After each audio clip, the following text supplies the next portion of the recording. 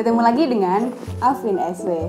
Kali ini saya bersama Jay lagi karena kita akan membahas tentang apa saja yang harus dilakukan saat imunisasi. Biasanya orang imunisasi itu gak semua tahu ya apa saja yang harus banget dilakukan gitu, dan ini demi kebaikan si kecil. Meskipun bayinya masih baby banget atau bayinya sudah segini. Oke. 1. Kita harus cek jadwal.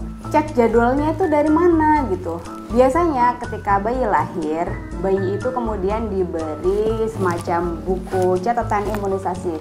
Kalau punya Jay seperti ini, Mommy and Me Health Stories. Atau ada juga yang tipis sekali, ada yang tebal sekali, bermacam-macam. Nah, yang penting kita harus mengecek selalu apa saja yang ada di dalam buku ini. Misalnya, tidak banyak orang tua yang paham betul tentang tahapan-tahapan imunisasi. Nah, di dalamnya itu terdapat jadwal imunisasi seperti ini. Kalau memang sudah waktunya imunisasi, maka kita harus segera buat janji untuk imunisasi si bayi. Yang kedua, kita harus membawa buku catatan imunisasi anak. Kenapa begitu? Itu penting sekali karena di dalam buku catatan ini ada rekapan tentang perkembangan si bayi, begitu. Kemudian yang ketiga, pastikan si anak sehat dan tidak demam. Jadi kita harus memastikan dalam beberapa hari terakhir si anak itu benar-benar sehat, tidak demam sama sekali. Karena tahu sendiri setelah imunisasi bisa menyebabkan demam dan lain-lain. Nah, kalau anak sudah dalam kondisi tidak baik, maka kita bisa menunda imunisasi. Begitu. Kemudian yang keempat, pastikan si anak memakai baju yang tepat. Nah, maksudnya gimana? Kalau imunisasi kita harus siap-siap. Kita tidak tahu imunisasi itu akan di lengan atau di paha. Jadi kita harus memakaikan pakaian yang simple untuk proses imunisasi. Jadi kita harus mempertimbangkan, misal imunisasinya di lengan, berarti pakaian itu juga harus mudah ketika membuka bagian lengan. Atau di paha, kita pastikan bahwa pakaian ini mudah untuk dibuka, begitu.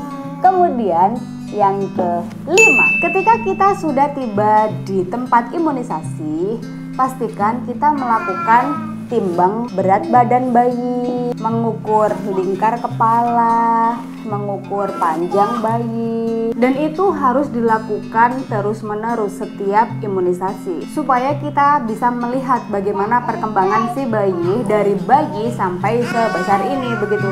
Jadi biasanya kan ada kurva perkembangan bayi naik atau turun. Kalau misal turun, maka kita bisa lihat apa yang harus diperbaiki, kita harus melakukan apa supaya si bayi tetap sehat, begitu. Yang keenam, jelaskan kondisi anak dan imunisasi apa yang butuh dilakukan. Ketika sudah mengukur dan menimbang badan si bayi, kemudian kita bertemu dengan dokter atau bidannya, kita harus menjelaskan bagaimana kondisi si bayi. Kemudian kita juga bisa bilang kita ingin imunisasi apa, atau kalau kita tidak paham kita bisa bertanya kepada dokter, baru kemudian melakukan imunisasi. Kita menjelaskan itu supaya dokter juga bisa memberikan saran yang tepat atau bisa melakukan hal yang tepat untuk si bayi, begitu. Kemudian yang ketujuh, orang tua harus tetap tenang. Kalau orang tuanya tidak tenang, nanti berpengaruh pada si bayi. Si bayi kan bertemu dengan dokter, akan disuntik, itu kalau misal dia tidak tenang wajar lah ya. Dan orang tuanya harus menenangkan. Lah kalau orang tuanya sendiri tidak tenang kan kasihan si bayi, begitu. Kemudian yang kedelapan, kita harus terus ada saat proses imunisasi. Disadari atau tidak, proses disuntik untuk si bayi itu pasti ada sedikit sakit lah ya. Nah, pada saat itu bayi sangat butuh orang tuanya. Maka orang tuanya pastikan selalu ada pada saat proses imunisasinya untuk menenangkan si kecil, untuk membuat nyaman si kecil, atau paling tidak setelah bayi disuntik, paling tidak dia dapat pelukan dari orang tuanya. Itu cukup menenangkan dan akan membuat dia reda dari nangisnya atau dari sakitnya begitu. Kemudian yang ke-9, konsultasi dengan dokter anak tentang perkembangan anak. Nah, biasanya setelah imunisasi, orang tua diperbolehkan untuk duduk dan konsultasi terkait dengan perkembangan si baby.